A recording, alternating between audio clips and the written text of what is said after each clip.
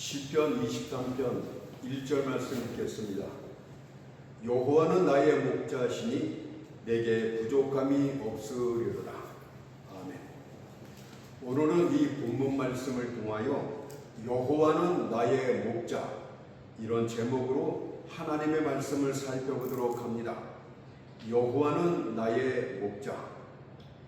본 시편은 사실적인 내용을 기록한 것임에도 불구하고 깊은 음악적인 감흥이 있습니다. 그 이유는 여러 가지가 있을 수 있겠으나 그중 빼놓을 수 없는 것은 이 시가 다윗의 심중에서 나왔기 때문입니다. 심중에서 나온 것이라야 심중을 울릴 수 있는 법입니다. 자기가 아는 것을 말하고 자기가 본 것을 말할 때 감명을 주게 됩니다. 사람들은 이런 것을 웅변이라 하는데 다윗은 자신이 친히 겪었던 것을 말하고 있기 때문에 더욱더 감동적이며 웅변적 특색이 강합니다. 목동으로서 소년 시절을 보냈던 다윗이기에 더운 여름날에 양떼를 시원한 냇가로 몰고 가는 방법을 알고 있었고, 겨울이 닥쳐왔을 때엔 추위를 피하여 양떼를 보살피고 보호하는 방법도 알고 있었습니다. 또한 다윗은 상한 양들을 치료하는 방법도 알고 있었습니다. 이 모든 것들이 그의 체험에서 나온 것이기에 그는 양을 상징으로 하여 자신과 하나님의 관계를 설명해 나갔습니다. 여호와는 나의 목자시니 내가 부족함이 없으리로다. 본 시편은 다윗이 그의 왕국이 정치적, 경제적으로 안정을 이루었던 통치 말기 때에 지나온 삶을 회상하며 기록한 시입니다.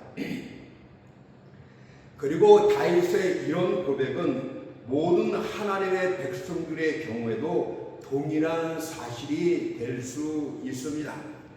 저 역시도 지나온 삶을 돌이켜볼 때 주님이시여 당신이 나의 목자이셨기에 내가 만족하였고 내 잔이 넘쳐났나이다 라고 고백하게 됩니다. 찬송가 434장의 가사 내용은 내 인생의 신앙 고백이라고 할 수도 있겠습니다. 한번 읽어볼게요. 나의 갈 길 다가도록 예수 인도하시니 내 주 안에 있는 긍휼 어찌 의심하려. 믿음으로 사는 자는 하늘 위로 받겠네. 무슨 일을 만나든지 만사형통하리라. 무슨 일을 만나든지 만사형통하리라. 주의 은혜, 주의 긍휼, 주의 자비로 내 인생의 잔이 넘쳤다고 할 수 있겠습니다. 따라서 만일 여러분이 여호와가 나의 목자이심이 틀림없다고 말할 수 있다면, 또한 나의 삶이 주의 인도하심으로 넘쳐났다고 말할 수만 있다면 여러분은 먼저 자신이 양이라는 사실부터 고백해야 되는 것입니다. 여러분은 양이 어떤 짐승인지 생각해 보았습니까? 첫째로 양은 어리석은 짐승 가운데 하나입니다. 하나님은 내가 지혜가 부족합니다. 내가 깨달음이 부족합니다. 내가 삶의 지혜가 너무 없습니다. 하나님은 나를 인도하소서. 이런 고백이 삶 가운데서 나와야 되는 것입니다.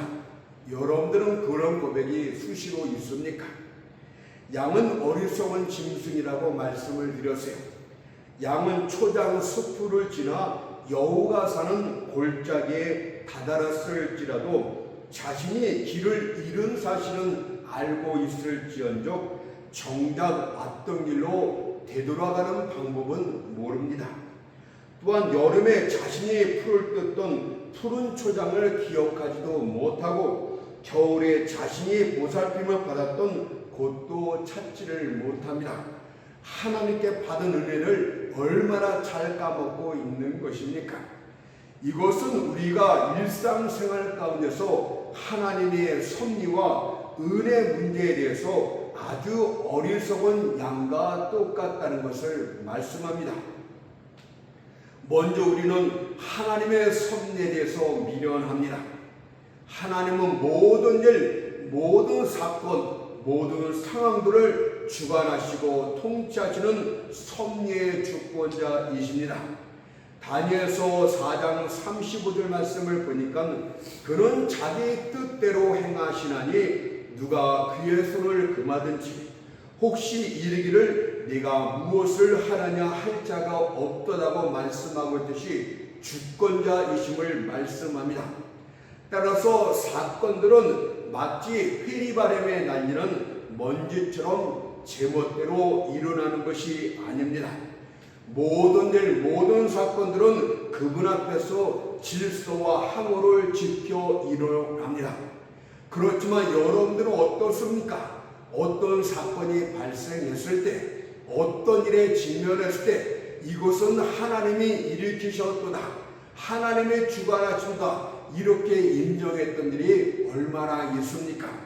우리 하나님은 가장 큰 일부터 가장 작은 일에 이르기까지 여호와의 권능이 나타나고 있다는 것을 인정합시다. 측량할 수 없는 궤도를 달리는 해성도 하나님이 인도하시고 바위 표면에서 튕겨나오는 물방울도 하나님이 조종하시고 주장하신다는 것을 인정해야 됩니다. 그럼에도 불구하고 어떤 사건이 자신이 이해할 수 없는 방법으로 일어나게 된다면 여러분은 우연이다 이렇게 말합니다. 하나님의 일을 행하셨다 이렇게 말한 적은 없지 않습니까? 하나님의 정하신 예정을 운명이라고 말하기도 하고 하나님의 통치 방식을 자연의 법칙이라고 말하고 있으니 얼마나 하나님의 섭리에 대해서 어리석은 존재들입니까? 뿐만 아니라 우리는 하나님의 은혜에 대해서도 미련합니다. 여러분의 사업상 번창함을 보고 여러분의 들판에 자라나는 곡식들을 바라보면서도 그것을 하나님의 축복이라고 과연 인정해 보았습니까? 동전에 찍힌 가이사의 형상 뒤에 하나님의 형상이 있음을 보고 감사해 보았습니까? 그렇지 않지 않습니까? 단지 여러분은 이루어 놓은 것들을 보면서 이것은 나의 노력으로 된 것이 아니냐 이렇게 자화자찬만 했을 뿐입니다. 하나님의 손으로부터 받은 축복들을 행운 탓으로 돌리고 있었던 것입니다. 그런데 어찌 여러분이 미련한 양이 아닐 수 있겠습니까? 하나님의 섭리에 대해서도 하나님께 받은 은혜에 대해서도 전혀 깨닫지 못하고 이해하지 못하는 미련한 양들에 불과합니다. 욥의 경우를 보세요. 그는 우리와 많이 달랐습니다. 그는 동방의 최고 부자였습니다. 그는 수많은 약대와 황소들과 양떼들을 가지고 있었습니다. 그는 그 모든 재산들을 보면서 모든 가축들을 보면서 내가 애쓰고 수고하여 얻은 것이다 이렇게 말하지 않고 여호와께서 이 모든 것을 내게 주셨도다 이렇게 고백을 합니다. 또한 반대로 모든 소유를 다 잃어버렸을 때에도 저 못된 갈대아 놈들이 저 밉살스러운 스바 놈들이 내 가축을 다 약탈해 갔다고 불평하지 않았습니다. 오히려 그는 여호와께서 가져가셨도다 이렇게 말합니다. 하나님의 절대 섭리를 충분하게 인정하지 않습니까? 욥기서 1장 21절 22절 말씀을 보세요. 주신 자도 여호와시오 취하신 자도 여호와시오니 여호와의 이름이 찬송을 받으실지니이다 하고 이 모든 일에 욥이 범죄하지 아니하고 하나님을 향하여 어리석게 원망하지 아니하니라. 욥은 모든 일, 모든 사건 속에서 섭리의 하나님, 은혜의 하나님을 발견하고 그분께 영광을 돌렸습니다. 사무엘상 3장 18절의 말씀처럼 이는 여호와시니 선하신 소견대로 하실 것이라고 여호와의 뜻에 모든 것을 맡겼다는 것을 볼 때 우리와 얼마나 차이가 있는가, 그런 것들을 생각하면 부끄럽기 그지 없습니다. 다음으로 양은 전적으로 의존적인 짐승이다, 이렇게 또한 말씀드리고 싶어요. 양은 언제나 사람에게 의존해 살아갑니다. 말은 집에서 키우다가 잃어버렸다 할지라도 자기 혼자서도 넉넉히 살아갑니다. 들판에 말을 버렸다 할지라도 말은 자력으로 살아갈 수 있습니다. 몇 달후 그 말을 보게 된다면 이전처럼 살쪄 있는 모습을 보게 될 것입니다. 개나 고양이도 금방 야생화되지 않습니까? 하지만 양은 들판에 갖다 놓았을 때 자기의 살 길을 찾지 못합니다. 먹이도 제대로 먹지 못해 결국엔 굶어 죽게 되거나 또는 자의 수단이 전혀 없어 강한 짐승들에게 잡혀 먹히고 마는 것이 바로 양의 특징입니다. 이것은 우리의 경우에도 마찬가지 아닙니까? 우리는 스스로 방어할 능력도 없습니다. 우리는 스스로 살아갈 수 있는 방편도 알지 못합니다. 과연 우리가 하나님을 의지하지 않고 어떻게 살아갈 수 있겠습니까? 하나님의 섭리적인 도우심과 인도하심과 때를 따르시는 은혜 없이 세상을 헤쳐나갈 수 있겠습니까? 만일 여러분이 스스로 무엇인가를 할 수 있다고 생각하였다면 몇 날이 못 되어서 나는 아무것도 할 수 없습니다, 저를 도와주옵소서, 이런 무력감 가운데 하나님을 의지하게 될 것입니다. 우리는 양처럼 의존적인 존재가 틀림없습니다. 그러나 우리가 여호와는 나의 목자시니라고 말할 때 그 의존성은 나약함을 뜻하는 것이 아니라 오히려 큰 축복이 되고 있다는 것을 잊지 말아야 됩니다. 또 여호와 하나님을 가장 의존했던 자들이 세상에서 실제 강했다는 사실도 또한 인정할 줄 알아야 됩니다. 형 에서의 살인 위협을 피해 도망쳐 나온 야곱이 곰핍하고 피곤해 지쳐 광야에서 돌베개를 하고 잠이 들고 말았습니다. 그때 그는 꿈속에서 하나님의 이상을 보고 약속의 축복의 말씀도 듣게 됩니다. 그가 깨어난 후 이렇게 고백을 합니다. 창세기 28장 16절을 보니까 야곱이 잠이 깨어 가로되 여호와께서 과연 여기 계시거늘 내가 알지 못하였다. 과연 여호와께서 여기 계시거늘 무슨 뜻입니까? 야곱의 집에만 하나님이 임재하는 줄 알고 있었는데 황량한 광야에 자기 혼자 있는 그 허허 벌판에도 여호와의 임재하심이 있었다는 사실은 섭리의 주권자가 어디에서나 자신을 지키고 보살피고 있다는 사실을 깨달았다는 것이 아니겠습니까? 그렇다면 여러분들 역시도 직장에 있든 학교에 있든 집 안에 있든 목자 되신 여호와가 함께 임재하고 있다는 사실을 잊지 말아야 됩니다. 가장 높은 하늘에 올라간다 할지라도 가장 낮은 음비에 내려간다 할지라도 하나님께서는 거기에 임재해서 여러분을 지키시고 보호하시는 목자이십니다. 그렇게 할 때 이런 것들을 인정할 때 어느 곳 어떤 상황에서도 목자 되신 주의 인도하심을 구하게 되는 것입니다. 시편 139편 8절 10절이 그것 아닙니까? 내가 하늘에 올라갈지라도 거기 계시며 음비의 내 자리를 펼지라도 거기 계시나이다. 내가 새벽 날개를 치며 바다 끝에 가서 구할지라도 곧 거기서도 자 그 다음부터 자녀 주의 손이 나를 인도하시며 주의 오른손이 나를 붙드시리라. 어느 곳에 어떤 상황에 있어도 주님이 거기 임재 계시고 여러분들을 인도하실 것이라고 말씀하고 있는 것 아닙니까? 그렇다면 이제 내 자신이 양 같은 짐승이란 확실한 고백으로부터 우리는 두 가지 사실을 생각해 보아야 됩니다. 바로 본문에 나타나 있지 않습니까? 첫째는 여호와가 나의 목자라는 사실을 확인해 볼 필요가 있는 것이고, 둘째로는 내가 부족함이 없었다는 만족을 확인해 보면 되는 것입니다. 이것은 내가 양이라는 전제 조건, 확고한 고백이 없이는 이 의미를 알 수가 없어요. 내가 미련합니다. 내가 연약합니다. 이런 양이라는 존재로부터 시작이 되어야 되는 것입니다. 그렇다면 첫째로 주는 나의 목자라는 사실 확인부터 해야 됩니다.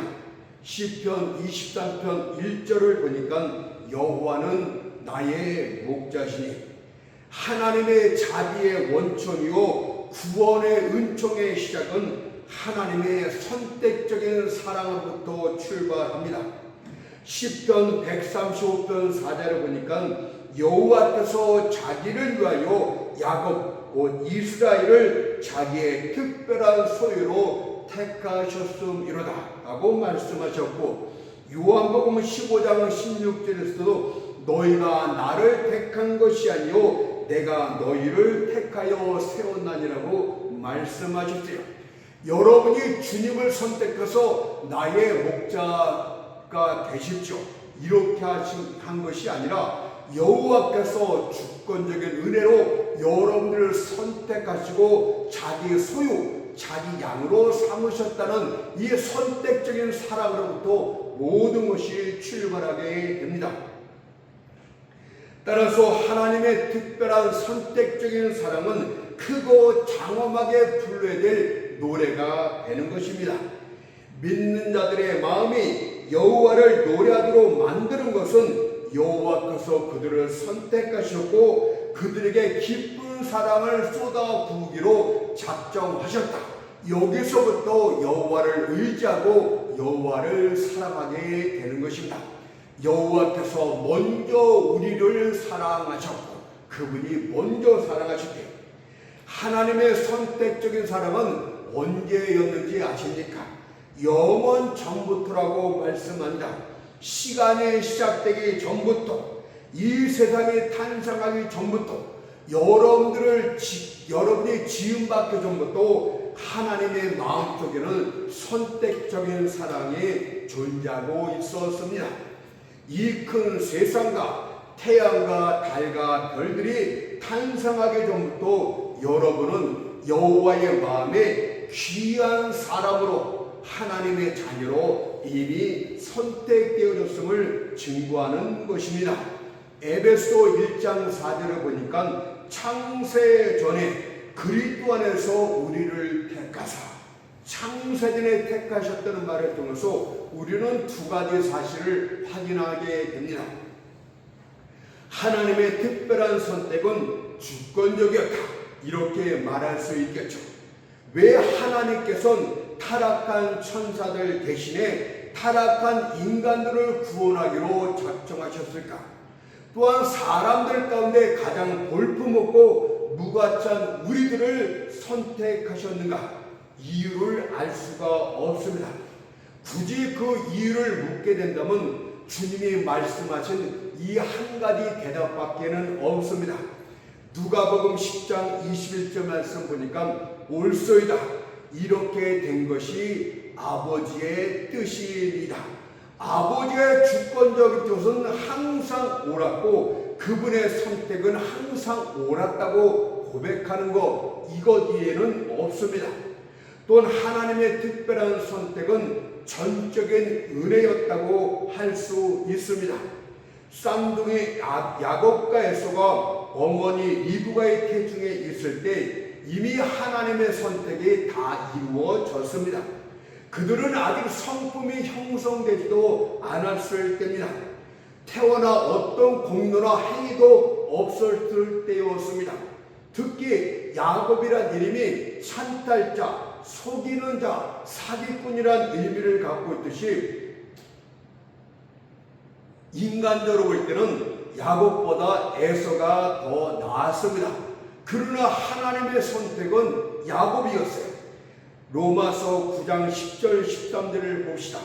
리브가가 우리 조상 이삭 한 사람으로 말미암아 잉태하였는데 그 자식들이 아직 나지도 아니하고 무슨 선이나 악을 행하지도 아니한 때에 택하심을 따라 되는 하나님의 뜻이 행위로 말미암지 않고 오직 부르시는 이에게로 말미암아 서게 하려 하사 리브가에 이르시되 큰 자가 어린 자를 섬기리라 하셨으니 기록된 바 내가 야곱은 사랑하고 에서는 미워하였다 하신가 같으니라. 그렇다면 하나님의 선택이 영원 전에 이루어졌다면, 세상이 창조되기 전에 이미 이루어졌다면, 여러분의 복중의 지음을 받기 전부터 이루어졌다면 그 선택을 누가 할 수 있단 말입니까? 우리가 복음을 증거할 때 택한 자를 구별해서 복음을 증거합니까? 혹시 이마에 표시라도 있는 것입니까? 그렇지 않습니다. 선택의 증거는 후에 나타나게 되는데 그것이 무엇입니까? 여러분들 삶 가운데서 신앙적인 체험을 통해서 알게 된다. 성경이 말해. 다윗은 자신의 삶 가운데서 이런 선한 목자의 보살핌이 있었기 때문에 내가 여호와의 양으로서 선택을 받았다. 오늘 시편 23편에서 그렇게 고백을 합니다. 세 가지를 한번 말해볼게요. 여러분에게도 이런 선택적인 증거가 나타나고 있는가? 첫째는 매일매일 푸른 초장으로 인도하시는 은혜가 있었다고 고백을 했습니다. 시편 23편 2절을 보니까 그가 나를 푸른 초장에 누이시며 쉴만한 물가로 인도하시는도다. 그가 나를 푸른 초장으로 인도했다. 여러분들이 먹을 것, 마실 것, 직장 구하는 것이 아니라 그가 바로 여호와가 여러분들 삶을 통해서 인도하시고 베풀어 주셨다. 이렇게 말해요. 주께서는 우리를 푸른 초장으로 인도하시며 은혜의 샘으로 항상 인도하시는 선한 목자가 되심을 삶 가운데서 알게 되었다 이 뜻입니다. 일상생활 속에 나타나는 자비는 1년에 한 번 열매를 맺는 그런 나무가 아니랍니다. 그것은 1월 첫날부터 12월 끝날같이 매일같이 새롭게 이어지는 자비가 되겠습니다. 그래서 에레미야 애가 3장 22절 23절에 보니까 여호와의 자비와 긍휼이 무궁하심으로 우리가 진멸되지 아니하니라. 여호와의 은혜가 매일같이 있었기 때문에 우리가 소멸되지 않았냐. 이것이 아침마다 새로우니 여러분들은 모든 것이 똑같은 것 같지만 아침마다 새롭게 은혜가 나타났다고 말하고 있듯이 실제 어제와 오늘은 완전히 다릅니다. 똑같은 해가 떴지만 우리의 삶은 완전히 새롭지 않습니까? 엘리야를 하나님이 매일같이 인도하시는 삶을 엘리야를 통해서 한번 살펴봅시다. 엘리야 때에 온 땅에 3년 6개월 동안에 극심한 기근이 들었습니다. 그때 하나님께서는 엘리야를 그리 시냇가로 인도하사 아침 저녁으로 까마귀를 통해 떡과 고기를 공급하시며 그를 먹이십니다.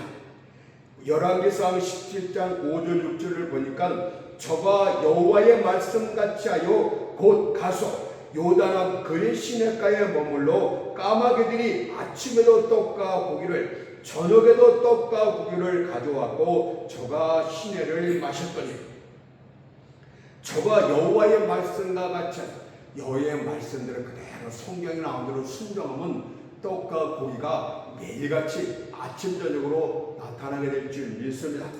그리고 얼마 후 그리 시냇가가 마르게 되자 하나님께서는 또다시 그를 사렙다 과부에게로 인도하여 그녀로 엘리야를 공개하게 하신다.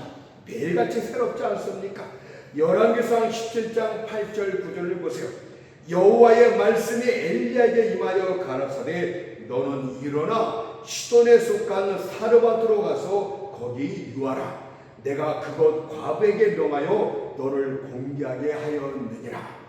그러니 무엇을 먹을까, 무엇을 마실까, 무엇을 입을까는 생활적인 염려로 스스로를 괴롭게 하지 맙시다. 양인 여러분들은 목자 되신 주님께서 주님께 모든 일상생활의 염려를 맡기게 되면 그분께서 평안으로 인도해 주십니다. 2절 말씀을 가만히 음미해 보세요. 그가 나를 푸른 초장 쉴만한 물가에 한가롭게 있는 양떼를 보십시오. 뭐가 생각이 납니까? 염려, 걱정이 생각납니까? 평안하고 여러분들 안식하는 그런 모습이 느껴지지 않습니까? 하나님의 인도하심을 받는 자들은 바로 평안 가운데 있다는 것을 우리에게 가르쳐주는 것 아닙니까? 때때로 하나님께서는 우리가 전혀 알지 못하는 방법으로 인도할 때도 있습니다. 사도 바울이 탄 배가 광풍을 만나 좌초되었고 배에 탔던 사람들은 가까스로 헤엄을 치거나 널조각을 의자여 멜기데란 한 섬에 이르게 됩니다. 그들은 춥고 배고팠고 불을 피워 몸을 녹이고자 했습니다. 바울도 한 뭇 나무를 걷어 불에 넣었는데 그때 그 속에 있던 독사가 뜨거움으로 그의 손을 물게 됩니다.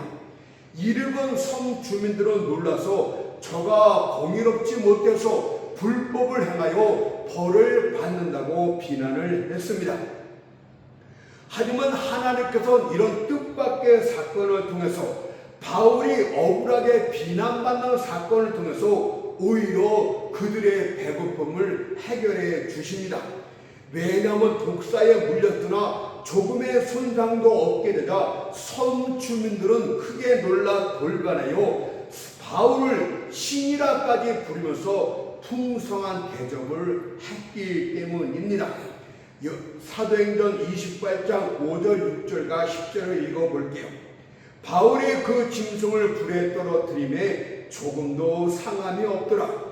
그가 붙든지 혹 갑자기 엎드려져 죽을 줄로 저희가 기다렸더니 오래 기다려도 그에게 아무 이상이 없음을 보고 돌려 생각하여 말하되 신이라 하더라. 이러므로 후한 예로 우리를 대접하고 떠날 때에 우리 쓸 것을 배에 올리더라. 이것이 바로 독사의 한 사건을 통해서 모든 뱃사람들을 배불리 먹이시는 오병이어의 또 다른 기적이 아니겠습니까? 따라서 만일 여러분들이 주께 속한 양이라면 일상생활의 염려로 자신을 괴롭게 하지 말고 주님께 맡기십시오. 주님께서 섭리의 이런저런 사건들을 통해서 여러분들을 매일같이 푸른 초장 쉴만한 물가로 하나님의 평강으로 인도하여 주실 줄로 믿습니다. 다윗이 바로 이것을 삶 가운데서 알았다고 말합니다. 두 번째는 소생시키는 은혜가 있다고 말합니다. 3절을 읽을게요. 내 영혼을 소생시키시고 자기 이름을 위하여 의의 길로 인도하시는도다. 소생이란 죽었던 영혼을 다시 살린다는 뜻이고 그것은 바로 사랑의 힘이라고 말씀을 하십니다. 양들인 우리들은 목자이신 주님 가까이에 있어야 되는 것입니다. 요한복음 15장 4절에서 내 안에 거하라고 하였듯이 우리는 예수 안에 머물고 그분과 함께 동행하며 그분 안에서 살아야 됩니다. 그럼에도 불구하고 우리는 죄로 인하여 어리석은 판단으로 인하여 영적 게으름으로 인하여 예수와 단절되고 멀어질 때가 있습니다. 목자와의 단절은 상대의 단절과 거의 같다고 말씀드리고 싶어요. 머리털이 잘린 삼손이 모든 힘을 잃어버렸던 것처럼 예수 그리스도와의 친교가 끊어지는 자는 무기력한 자로 전락하고 맙니다. 그러나 주님께서는 택한 자들을 절대 버리거나 떠나지 않는다고 약속을 하셨어요. 택한 자들이라면 반드시 소생시키는 은혜가 그에게 다시 임할 것이라고 말씀합니다. 택한 자가 아니라면 영원히 실족하게 되겠지만 택한 자라면 그런 일이 없다고 바로 다윗이 경험을 통해서 말하고 있지 않습니까? 여러분도 영원히 우락 가운데 빠졌습니까? 의기소침합니까? 무기력해졌습니까? 우리 주님이 다시금 영혼을 소생시키겠다고 말씀해요. 왜? 택하였기 때문에. 누구를 위해서? 자기 이름을 위해서. 여러분들 하나님 사람들이 보고 저가 옛날에는 하나님의 택함 받고 열심을 했던 자가 하나님이 버렸도다, 이런 말 듣지 않기 위해서 하나님은 그렇게 하시겠다고 말합니다. 한번 그 사건을 한번 볼까요? 베드로와 가룟 유다 두 제자가 예수님을 배반했어요. 둘 다 배반자였습니다. 가룟 유다는 이로 인하여 실족하고 멸망에 이르릅니다. 하지만 베드로는 달리 소생의 은혜를 잊게 됩니다. 주께서 타락한 베드로를 다시 찾아와 그가 죄를 회개하게 만들었고 주님을 사랑한다는 고백을 통해서 소생케 만들었어요. 요한복음 21장 17절을 봅시다. 세 번째 가라사대 요한의 아들 시몬아, 네가 나를 사랑하느냐 하시니 주께서 세 번째 네가 나를 사랑하느냐 하심으로 베드로가 근심하여 가로되 주여 모든 것을 아시오매 내가 주를 사랑하는 줄을 주께서 아시나이다. 예수께서 가라사대 내 양을 먹이라. 거의 꺼진 불 같던 사랑의 불씨를 주님께서 다시 살리신 것 아닙니까? 이것이 바로 택자와 불택자의 차이가 되겠습니다. 여러분들이 완전히 사랑의 불씨가 꺼졌습니까? 주님은 반드시 여러분이 택한 자라면 다시 소생케 시켜주는 역사를 일으키는 은혜가 있게 됩니다.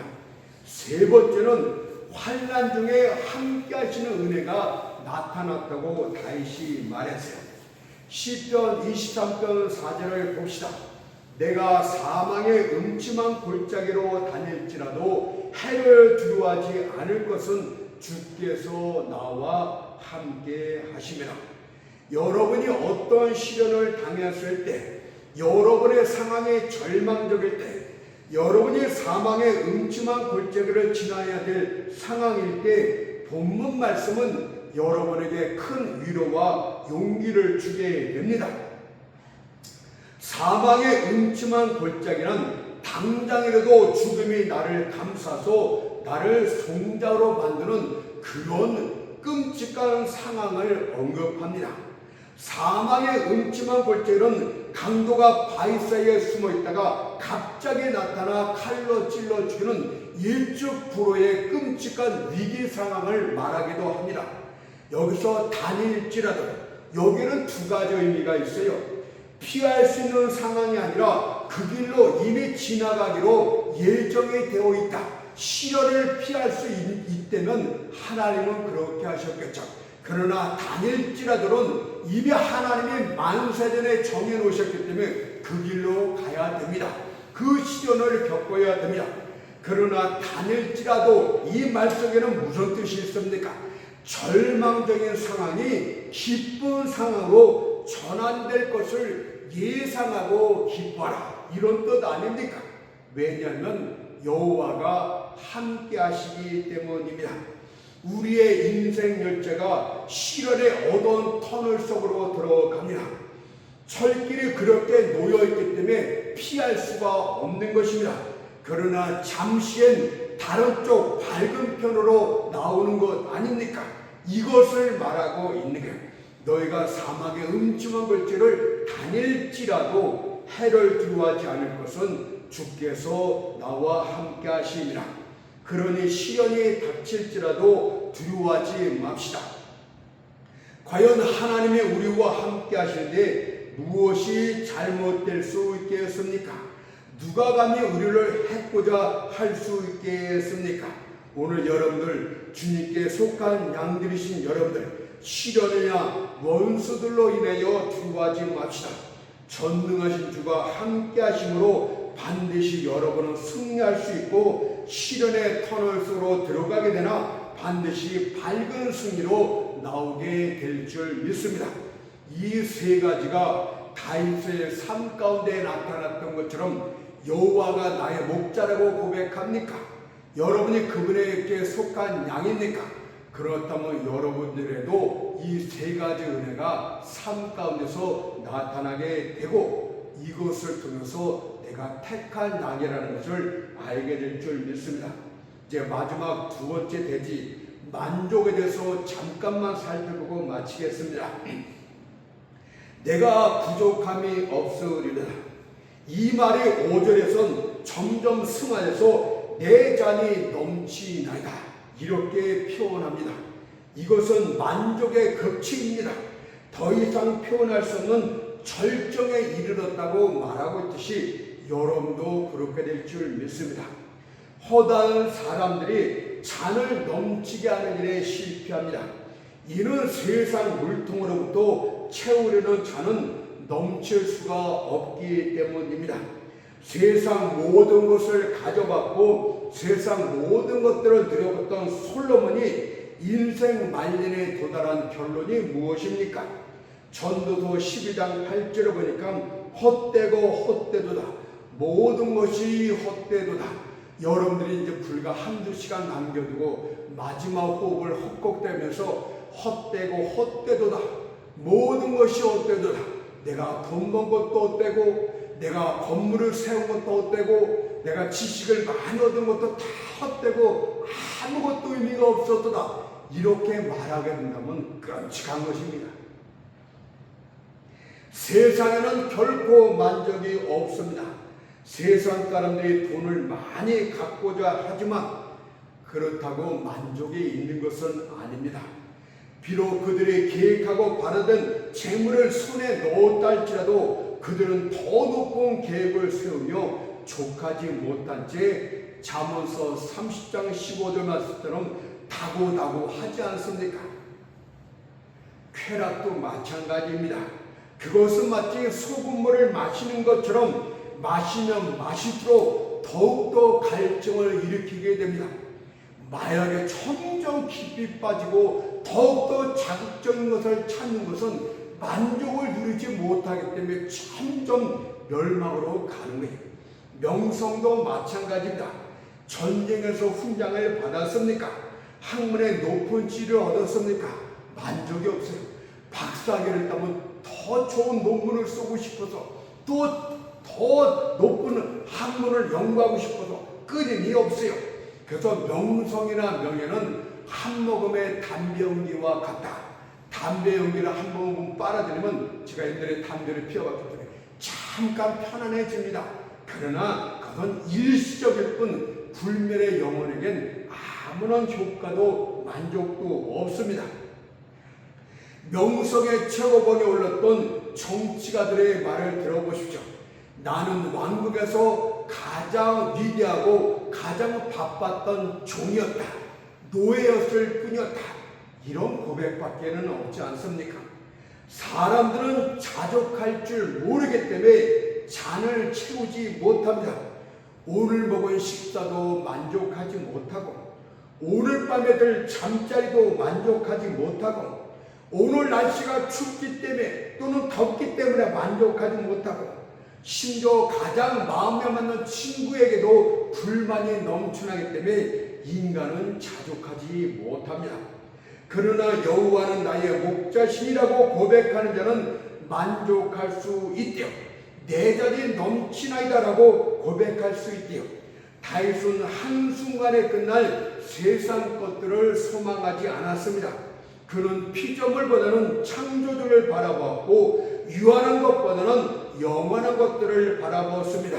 그래서 경건치 않은 자들이 그들의 번창함을 뽐내고 교만을 황금사들처럼 그들 허리에 둘 때 그는 조용한 중에 이렇게 자기의 분깃을 기뻐했어요.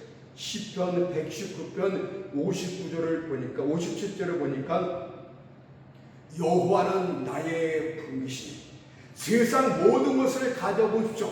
그 세상 모든 것을 창조하신 여호와가 나의 기업인데 분깃인데 무엇이 아쉽다 말입니까? 사람은 하나님의 형상대로 지음을 받았습니다. 따라서 하나님 한 분 위에는 그 어떤 것으로도 만족할 수 없다는 사실을 깨닫고 고린도서 3장 5절을 읽고 마치겠습니다. 우리의 만족은 오직 하나님께로서 낳느니라.